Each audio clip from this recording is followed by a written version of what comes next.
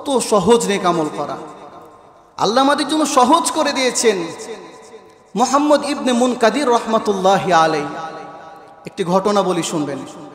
মুহাম্মদ ইবনে Munkadir রহমাতুল্লাহি আলাইহি এই দুনিয়াতে নেক আমল কতটা সহজ এটা তো বুঝতে পারবেন।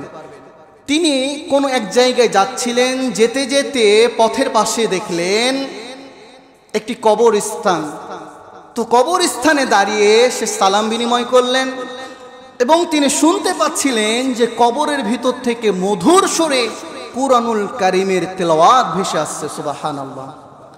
যখন মুহাম্মদ ইবনে মুনকাদির রাহমাতুল্লাহি আলাইহি ওই কুরআনুল কারীমের তেলাওয়াত শুনলেন, তখন মুহাম্মদ ইবনে মুনকাদির রাহমাতুল্লাহি আলাইহি তেলাওয়াত শুনে সুবহানাল্লাহ বলে উঠলেন এবং কবরে যে আল্লাহর ওলি কুরআনুল কারীমের তেলাওয়াত করছিলেন ওই আল্লাহর ওলি ডাক দিয়ে বলে, কে তুমি? সুবহানাল্লাহ বললে, আমি কবরের ভিতরে থেকে 50 বার 50,000 বার কোরআনুল কারীম খতম করে দিলাম, আর তুমি দুনিয়ার জমিনে একবার সুবহানাল্লাহ বললে আমি যদি কবরে 50,000 বার কোরআনুল কারীম খতম করে দিই, তোমার দুনিয়ার জীবনে একবার সুবহানাল্লাহ বলার পরিমাণ সওয়াব আমার হবে না।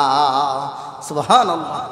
যে কবরে থেকে যদি আমি 50,000 বার কোরআনুল কারীম খতম করে দিই, তুমি দুনিয়ার জমিনে যদি একবার সুবহানাল্লাহ বলো, আমি কবরে 50,000 বার কোরআন খতম করে দিলেও তোমার ওই সুবহানাল্লাহ বলার পরিমাণ সওয়াব আমি পাবো না। সুবহানাল্লাহ।